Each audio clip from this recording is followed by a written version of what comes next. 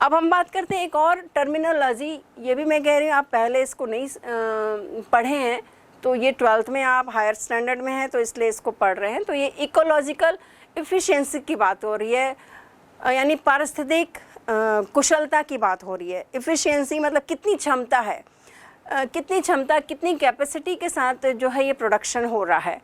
तो दो पोषक संस्तर मतलब दो ट्रॉफिक लेवल की हम बात करेंगे। आगे हम फूड चेन, फूड वेब में बात करेंगे कि ये ट्रॉफिक लेवल्स क्या हैं। तो यदि हमें अभी प्राइमरीली तौर पर देखें तो जैसे हमने पहले बात की, एक प्रोड्यूसर होता है, तो प्रोड्यूसर जो है वो फर्स्ट लेवल है। प्रोड्यूसर जो है वो फर्स्ट लेवल पे वो प्रोडक्शन कर रहा है। किसका प्रोडक्शन कर रहा है? कार्बनिक पदार्थों का प्रोडक्शन कर रहा है। तो वो ट्रॉफिक लेवल 1 कहलाता है, या पोषक स्तर प्रथम कहलाता है। अब इस प्रथम स्तर को खाने वाले कौन होते हैं? शाकाहारी जीव होते हैं, तो वो हो गया सेकंड लेवल।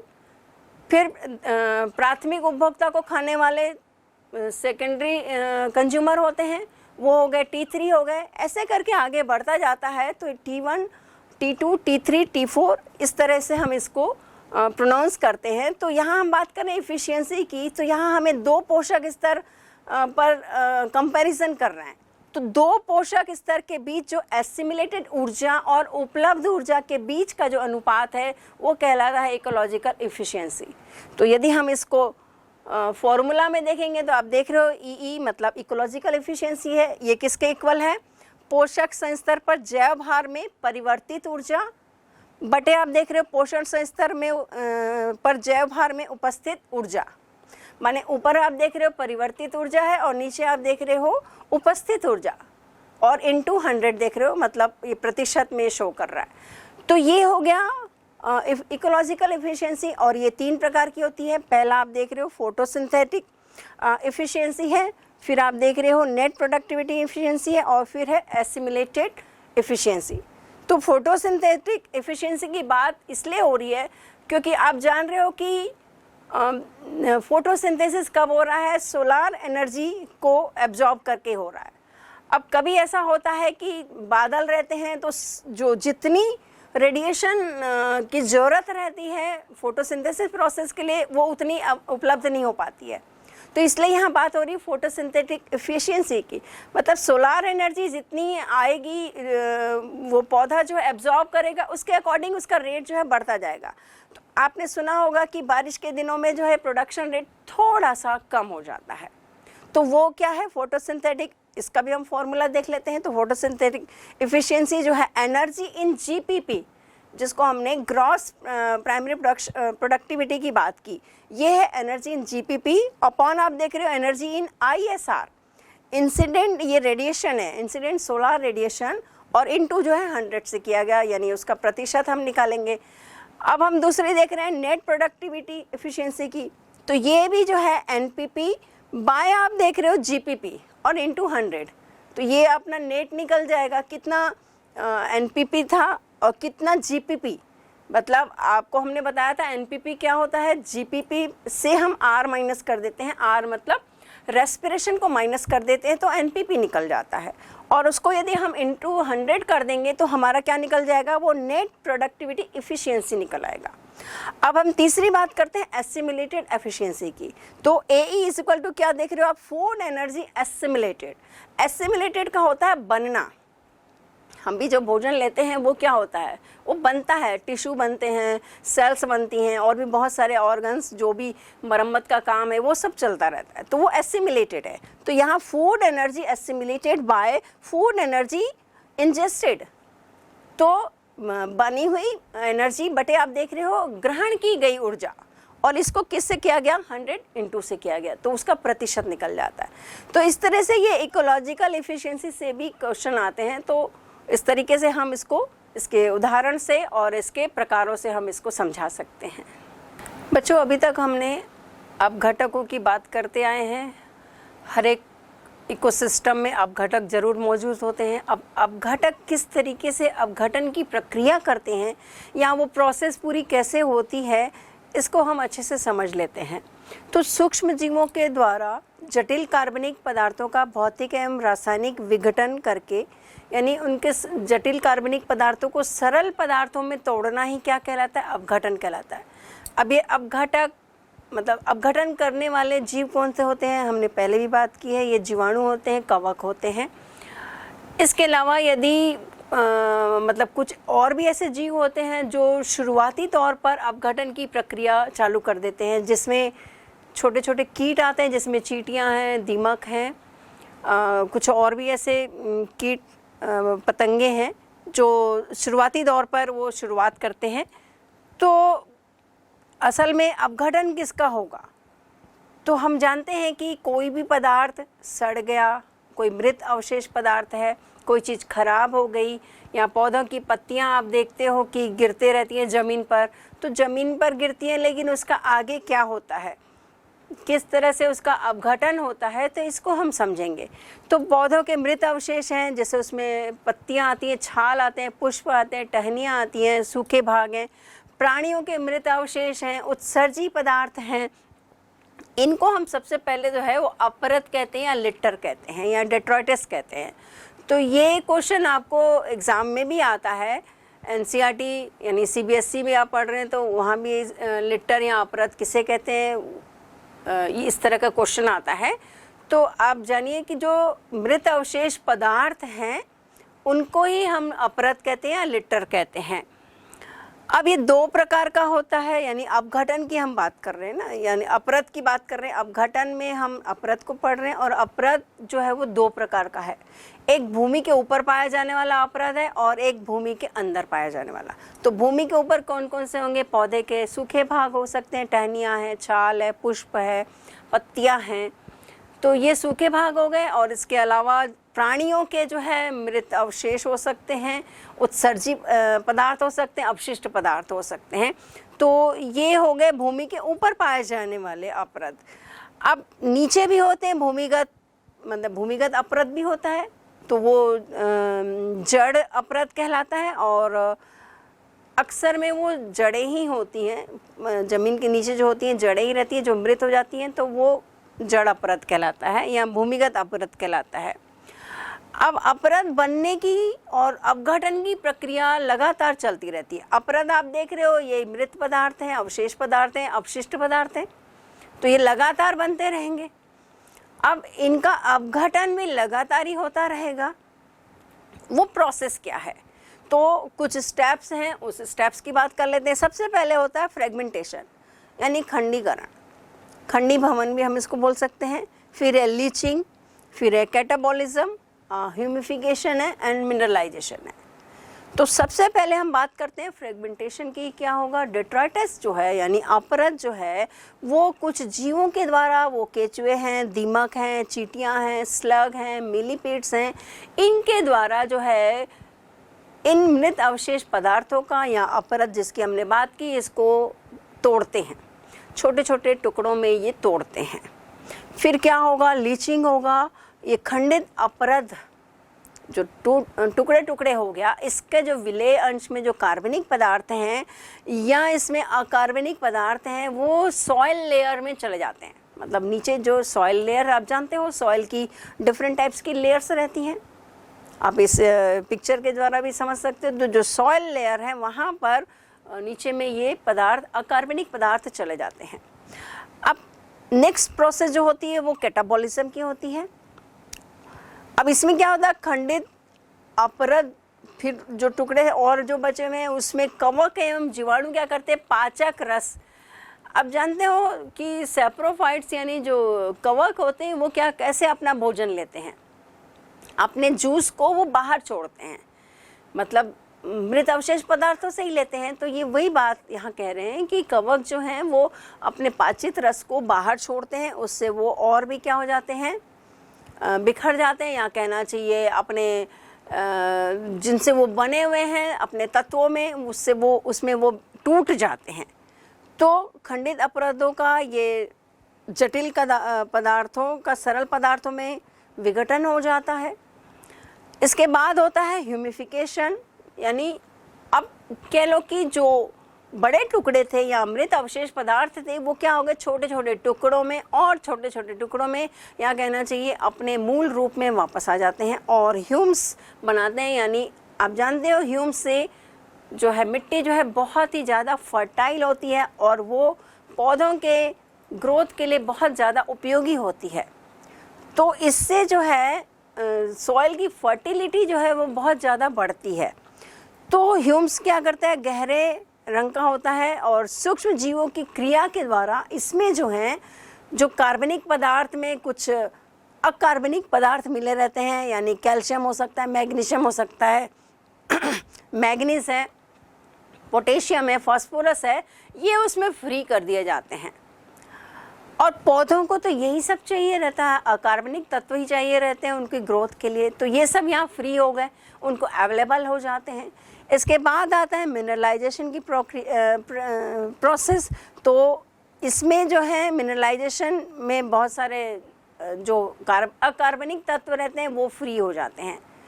तो इस तरीके से खनिज पदार्थ जिसकी ज़रूरत किसको है, पौधों का है, वो अवेलेबल उनको हो जाती है।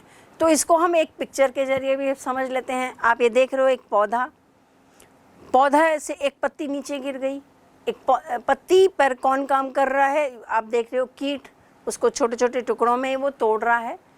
अब वो जो है आगे उस पर जो है कि जीवाणु या कवक काम करेगा, उस पर पाचित रस को छोड़ेगा, वो और विघटित हो जाएगा, उसका विघटन आगे और लगातार चलते रह रहा है। आगे आप देख रहे हो कि कार्बनिक पदार्थों से भरपूर हो जा रहा है। मतलब यहीं पर जो हम ह्यूमिफिकेशन एंड मिनरलाइजेशन की जो बात कर रहे हैं वो यहीं की बात हो रही है। तो आप देख रहे हो पत्ती जो है किस तरीके से पूरी तरीके से विघटित हो गई, अपघटित हो गई। जो जिन पदार्थों से वो बनी थी वो पूरे पदार्थ क्या हो गए, स्वतंत्र हो गए, और वो या तो मिट्टी में मिल जाते हैं यानी सॉइल लेयर में चले जाते हैं, या कुछ ऐसे पदार्थ हैं वो बाहर एटमॉस्फेयर में भी चले जाते हैं। अब ये जो कार्बनिक पदार्थों से जो भरपूर हो गया मिट्टी जो हो गई, अब यही आप देख रहे हो पौधों को मिल रहा है, पौधों को बढ़ने के लिए जो सहायक है। तो इस तरीके से आप देख रहे हो पूरा ये साइकिल चल रहा है, किस तरीके से पौधा फोटोसिंथेसिस की प्रोसेस करेगा, उसको मिनरल्स चाहिए, पानी चाहिए, कार्बन डाइऑक्साइड चाहिए, ये उसको मिल रही है। उसके बाद पत्तियां झड़ रही हैं, पत्तियां झड़ने के बाद कैसे उसका विघटन हो रहा है, जीवों के द्वारा हो रहा है, जीवाणु के द्वारा, कवक के द्वारा हो रहा है, और फिर से वो अपने मूल रूप में वापस आ जा रहा है, और मूल रूप में आने के बाद फिर से वो मिट्टी से वो पौधा वो ले रहा है। तो ये प्रक्रिया जो है लगातार चलती रहती है। तो इस तरीके से ये भी क्वेश्चन आता है कि अपघटन की प्रक्रिया कैसे होती है। हम जान रहे हैं कि ये अपघटकों के द्वारा की जाती है, लेकिन ये प्रोसेस कैसे हो रही है ये भी जानना ज़रूरी है। अब इसको प्रभावित करने वाले कारक भी होते हैं। अब कुछ कारकों की हम बात कर लेते हैं, वो क्या क्या है।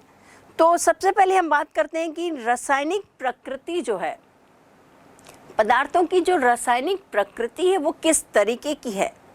अब जैसे सेल्यूलोज है, काइटिन है, टैनिन है, लिग्निन है, ये जो कार्बनिक पदार्थ होते हैं वो बहुत लंबी चेन वाले होते हैं। कहना चाहिए कि ये मोनोमर से, मतलब बहुत सारे मोनोमर से मिलकर बने होते हैं, बहुत लंबी चेन होती है। तो इनको तोड़ने में जो है वो टाइम लगता है। तो टाइम लगता है मतलब ये प्रोसेस क्या होगी, उनमें धीरे हो जाएगी। और प्रोटीन है, कार्बोहाइड्रेट है, इसमें जो है, या न्यूक्लिक अम्ल भी है, इसमें जो है प्रोसेस ये जल्दी होती है, तो ये फटाफट उसमें हो जाता है। अब दूसरा जो है उसका पीएच क्या है, मतलब वो अम्लीय प्रकृति का है कि क्षारीय प्रकृति का है। तो अम्लीय में जो है यदि अम्लीय प्रकृति का है तो उस पर जो प्रोसेस है वो धीरे होती है, यानी धीरे धीरे उसका विघटन होगा, और क्षारीय होगा तो वो जल्दी हो जाएगा।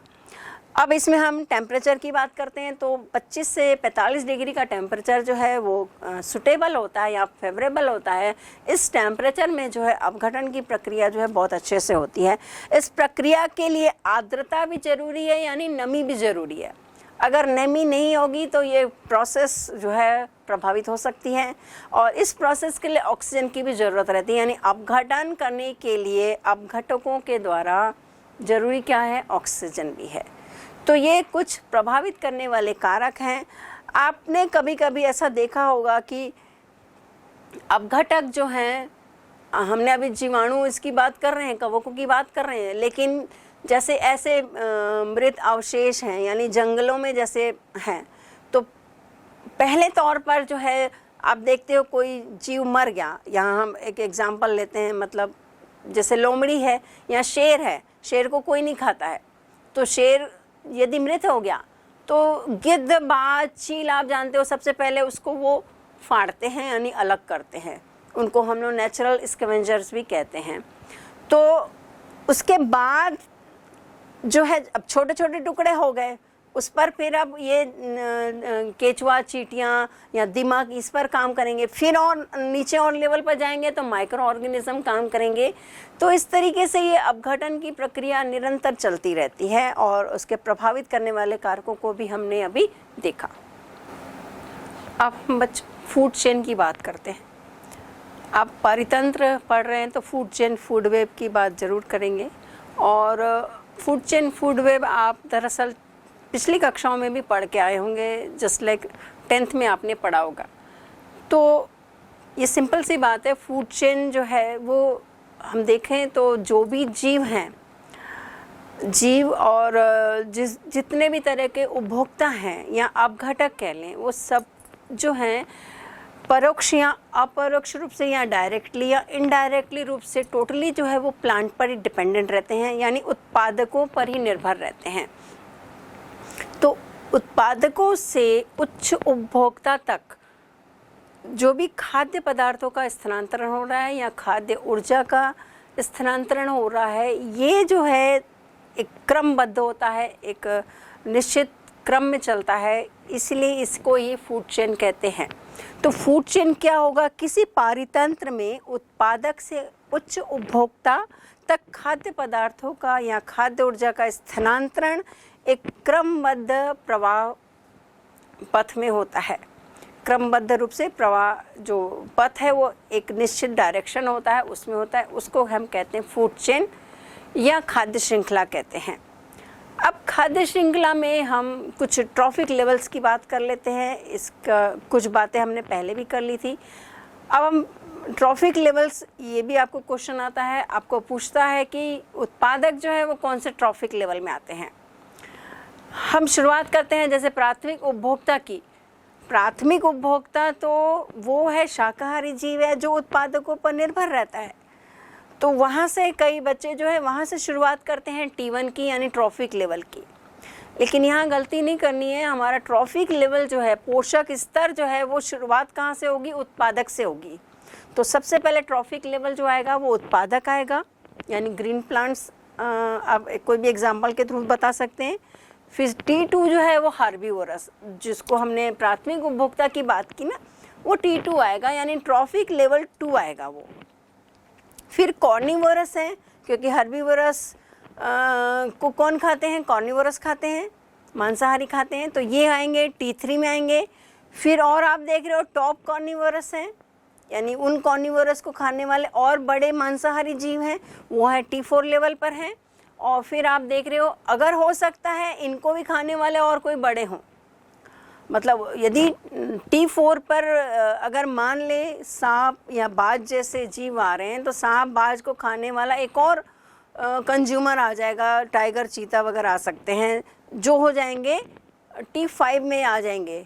और उसके बाद क्या आएंगे, वो डिकम्पोजर आएंगे। ये यहाँ पर हमने T5 दिया है, यानी वो ट्रॉफिक लेवल 5 है, बट हो सकता है कि डिकम्पोजर जो है वो नेक्स्ट लेवल में चला जाए, यानी T6 में भी जा सकता है। वो डिपेंड करता है कि वहाँ का फूड चेन कितना लंबा है, वो पारितंत्र में खाद्य श्रृंखला कितनी लंबी है। तो जटिल पारितंत्र में जो है पोषक स्तरों की संख्या जो है लगभग निश्चित रहती है। कुछ ही जगह ऐसे होंगे जहाँ पर अनिश्चित होगी। तो ये ट्रॉफिक लेवल की बात हो गई। अब सभी फूड चेन्स में अंतिम पोषक स्तर को, यानी अंतिम पोषक स्तर जो है उसको कोई खा नहीं सकता। अब हम कुछ फूड चेन की बात कर लेते हैं कि फूड चेन के एग्जाम्पल्स से आपको अच्छे से समझ में आ जाएगा कि अंतिम जीव जो है वो कौन है जिसको कोई नहीं खा सकता है। तो जैसे एक एग्जाम्पल हम देख रहे हैं यहाँ पर कि ग्रास फॉरेस्ट का इकोसिस्टम में हम देख रहे हैं, जैसे ग्रास है, ग्रास को खाने वाला डियर है और डियर को खाने वाला टाइगर है। तो टाइगर को तो कोई नहीं खा सकता, है ना। तो इस तरीके से यहाँ बात हो रही है। तो कुछ पोषक स्तर ऐसे हैं जिनमें अंतिम पोषक स्तर को खाने वाला कोई नहीं होता है। तो जब वो मृत हो जाता है और बाकी स्तर मतलब अब उत्पादक भी है, यानी T1 भी है, T2 है, T3 है, T4 है। तो बाकी स्तर पर भी जो मृत हो रहे हैं जो जीव, और अंतिम स्तर पर होने वाला जीव जो मर रहा है, इन सब लेवल पर आप देख रहे हो सबका कनेक्शन कहाँ पर है, लास्ट में आप देख रहे हो डिकम्पोजर पे, यानी अपघटक जो जीव हैं उनकी बात हो रही है। तो वो क्या करते हैं, अपघटक जो हैं अब इनको अपघटित करते हैं और विभिन्न पदार्थों को वो वायुमंडल में मुक्त करते हैं। तो ये फूड चेन की बात हुई। फूड चेन का कुछ एग्जांपल्स देख लेते हैं। आप देख रहे हो एक एग्जांपल है फाइटोप्लैंक्टन, आप देख रहे हो एक्वेटिक इकोसिस्टम की बात हो रही है।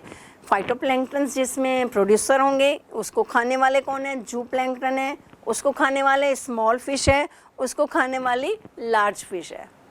तो यदि आपको बोलता है ये एक्वेटिक इकोसिस्टम का, यदि एक फूड चेन के एग्जांपल से आप उसको एक्सप्लेन करिए तो आप ये कर सकते हैं। आप एक और एग्जांपल देख रहे हैं कि ग्रास है, मतलब सन आप पहले देख रहे हो, सन से प्रकाश संश्लेषण की क्रिया के द्वारा बनाने वाला ग्रास, यानी वो T1 हो गया। फिर आप देख रहे हो ग्रॉसहॉपर, ये हर्बीवोरस है। फिर उसको खाने वाला फ्रॉग है, उसको खाने वाला सांप है, उसको खाने वाला मोर है। तो क्या ये चेंज भी हो सकता है? बिल्कुल हो सकता है। अगर फ्रॉग की जगह पर चूहा है तो चूहा को खाने वाला कौन हो सकता है? फिर वो बिल्ली हो सकती है। बिल्ली को खाने वाला आगे कौन हो सकता है? सांप की जगह सांप या बिल्ली हुआ, बिल्ली को आगे खाने वाला कौन हो सकता है? वो कुत्ता, बाज या लोमड़ी हो सकता है। तो ज़रूरी नहीं है फूड चेन में जैसे हम कल्पना करते हैं वैसा ही हो, लेकिन फ़िलहाल अभी है जैसे हम बात कर रहे हैं कि फूड चेन की जब हम बात कर रहे हैं, खाद्य श्रृंखला की बात कर रहे हैं, तो वो एक प्रवाह की बात कर रहे हैं। मतलब एक पोषक स्तर से दूसरे पोषक स्तर, दूसरे पोषक स्तर से तीसरे, फिर चौथे, फिर पांचवें, फिर लास्ट वन में वो जो है इस तरीके से खाद्य पदार्थों का स्थानांतरण हो रहा है, या कहना चाहिए ऊर्जा का स्थानांतरण हो रहा है। तो ये हो गया आपका फूड चेन। अब फूड चेन जो है वो आप एक सिंपल, अभी आपने ये देखा कि घास से चालू हो रही है या उत्पादकों से चालू हो रही है। कुछ ऐसे भी फूड चेन हैं जो अब इसमें आप देख रहे हो छोटा जीव से आपका वो आकार जो है वो बढ़ते जा रहा है, लेकिन कुछ फूड चेन ऐसी हैं जो बड़े आकार से चालू हो रही हैं, छोटे आकार में जा रही हैं। ये होती हैं पैरासिटिक फूड चेन, यानी जिसमें पैरासाइट्स भी शामिल रहते हैं। वो कैसे रहते हैं इसको देख लेते हैं। अब आप एक एग्जांपल देख रहे हो, एक पौधा है, पेड़ है, इस पर जो आश्रित जीव है वो चिड़िया है। चिड़िया की बॉडी में हो सकते हैं कुछ पैरासाइट्स हों, तो पैरासाइट्स के ऊपर फिर और हाइपर पैरासाइट्स होते हैं, माइक्रो ऑर्गेनिज्म होते हैं। तो बग्स वगैरह देखते हो, छोटे छोटे कीट रहते हैं, वो स्किन में लगे रहते हैं। तो ये आप देख रहे हो बड़े स्तर से आप छोटे स्तर में जा रहा है, मतलब आकार की यदि बात करते हैं, आकार के अनुसार हम बात करते हैं तो पैरासिटिक फूड चेन है। एक और हम सेप्रोफाइटिक फूड चेन की भी बात करेंगे, जहाँ पर आप जानते हो सेप्रोफाइट्स होते हैं, कुछ फंजी रहते हैं, वो अपना भोजन मृत पदार्थों से लेते हैं। तो मृत पदार्थों से भी एक खाद्य श्रृंखला की शुरुआत हो सकती है। जैसे अभी हमने पहले भी बताया था कि बाज और गिद्ध जो हैं मृत पदार्थों से अपना भोजन लेते हैं, यानी टाइगर या बड़े जीव जो मर गए, कोई भी जीव मर गया है तो उससे अपना भोजन ले रहे हैं। तो वहाँ शुरुआत कहाँ से हुई? मृत पदार्थों से ही हुई। तो मृत पदार्थों से वो ले रहे हैं, उनको फिर कोई और बड़ा जीव खाने वाला होगा। तो शुरुआत कहाँ से हुई? मृत पदार्थों से हुई। या आप कह लो कवक वगैरह जो हैं, मशरूम वगैरह या राइजोपस है, ये मृत पदार्थों से ही अपना भोजन लेते हैं, वहीं से शुरुआत हो रही है। तो इस तरीके से ये फूड चेन है। अब हम बात करेंगे कि कुछ फूड चेन जैसे हमने बात की है तो सिंपली लाइन, सिंगल लाइन में चल रही हैं। तो क्या ये व्यवहारिक रूप से संभव है? नहीं है, क्योंकि ज़रूरी नहीं है। जैसे अभी हमने बात की कि फ्रॉग ही ग्रॉसहॉपर को खाएगा, या कह लें कि सांप ही जो है वो फ्रॉग को खाएगा। अगर कोई चीज़ वहाँ अवेलेबल नहीं हुई, जिस चीज़ जो उसका भोजन है वो अवेलेबल नहीं हुआ, तो वो दूसरी चीज़ दूसरे डायरेक्शन भी मुड़ सकता है। तो वही चीज़ जो है वो फूड वेब है, यानी वो खाद्य श्रृंखला है। तो खाद्य श्रृंखला क्या होगा कि ज़रूरी नहीं है कि सांप को जो अवेलेबल होगा उसकी परिस्थितियों में वो चीज़ को यूज़ करेगा। तो अब मान लो खरगोश है, और यदि हम प्राथमिक उपभोक्ता की बात करते हैं तो प्राथमिक उपभोक्ता में सारे हर्बीवोरस आ रहे हैं। तो हर्बीवोरस में आप गाय भी बात कर रहे हो, भेड़ भी है, बकरी भी है, हिरण भी है। हिरण कहाँ रहेगा? जंगल में रहेगा। खरगोश कहाँ रहेगा? जंगल में रहेगा। लेकिन खेतों की बात करते हैं तो वहाँ क्या रहेगा? चूहा रहेगा या फ्रॉग हो सकता है। तो ये प्राथमिक उपभोक्ता हैं। अब इन प्राथमिक उपभोक्ता को खाने वाले द्वितीयक उपभोक्ता में हमने बात कर रहे हैं, सांप की बात कर रहे हैं, बाज की बात कर रहे हैं, या भेड़िया है या लोमड़ी है, इनको खाने वाले और तृतीयक उपभोक्ता हैं। तो यदि बीच का उपभोक्ता नहीं अवेलेबल हो रहा है तृतीयक उपभोक्ता को, तो वो प्राथमिक उपभोक्ता को भी खाता है। जैसे बाज है, बाज को यदि सांप नहीं मिला तो वो फर्स्ट लेवल का यानी जो प्राथमिक उपभोक्ता है, अगर रैबिट या चूहा है उसको भी खा सकता है। तो इस तरीके से अब क्या हो रहा है कि अवेलेबिलिटी के आधार पर जो है भोजन लिया जा रहा है। तो अब यहाँ देख रहे हो कि जो डायरेक्शन है, जो हमने एक ही डायरेक्शन की बात कर रहे थे अब फूड चेन में, वो डायरेक्शन क्या हो गया? अब अनेक जगह पे हो सकता है, मतलब कई जगह में वो डायरेक्शन जा सकता है। तो इस तरीके से फूड वेब क्या है कि अवेलेबिलिटी के आधार पर जो है जिसको जो अवेलेबल होता है वो खाता है। अब हिरण नहीं मिलेगा खरगोश को, हमने ये बात की कि जो टाइगर है यानी जो शेर है वो किसको खाएगा? हिरण को खाएगा। तो हिरण नहीं मिला तो कोई दूसरा जानवर मिलेगा, लोमड़ी मिलेगी या और कोई भेड़िया मिलेगा उसको खाएगा, या और भी कोई बड़ा जानवर हो सकता है उसको खाएगा। तो इस तरीके से फूड वेब ही व्यवहारिक होता है। और इन दोनों में अंतर भी आपको अक्सर पूछते हैं, तो इस अंतर को भी हम लोग एक डायग्राम के थ्रू समझ लेते हैं।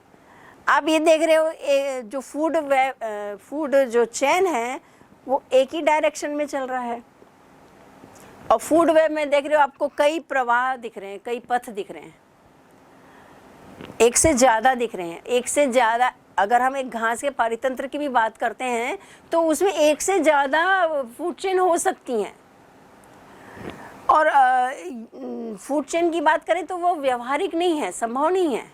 जबकि फूड वेब जो है वही व्यवहारिक यहाँ कहना चाहिए, वो जीवन में होता है, वो यूनिडायरेक्शनल होता है, वो मल्टी डायरेक्शनल होता है। तो कई उसमें पथ बन जाते हैं जिसके कारण वो मल्टी डायरेक्शनल हो जाता है। तो इस तरह से ये भी आप इसका भी आंसर आप इसको बता सकते हो। तो अभी तक हमने जो बात की बच्चों, विभिन्न तरीके के पारितंत्रों की बात की, फूड चेन फूड वेब की बात की, हमने इकोलॉजिकल एफिशिएंसी की बात की, इकोलॉजिकल प्रोडक्टिविटी की बात की। अब हम लोग इकोलॉजिकल पिरामिड की बात करेंगे। ये पिरामिड, इसके बाद एनर्जी की बात करेंगे, और उसके बाद हम लोग बायोजियोकेमिकल साइकिल की बात करेंगे। बच्चों अभी हम बात कर रहे थे खाद्य जाल की और खाद्य श्रृंखला की। तो खाद्य जाल जो है वो बहुत ज़रूरी होता है, और वो जितना जटिल होता है उतना वो संतुलित रहता है और उतना ही वो स्थिर होता है। अब यदि मान लीजिए किसी भी खाद्य श्रृंखला में यदि कोई एक कड़ी गुम हो जाती है या विलुप्त हो जाती है तो क्या होगा, उसको एक एग्जाम्पल से लेकर सोचते हैं। अभी जैसे हमने बात की कि घास को खाने वाला डियर है, हिरण है, और हिरण को खाने वाला टाइगर है। अगर यदि एक कड़ी यानी हिरण विलुप्त हो गया तब क्या होगा? तब दो कंडीशन आएंगी। एक तो घास को खाने वाला डियर ही नहीं है, हिरण नहीं है, तो क्या हुआ? घास की संख्या बढ़ जाएगी।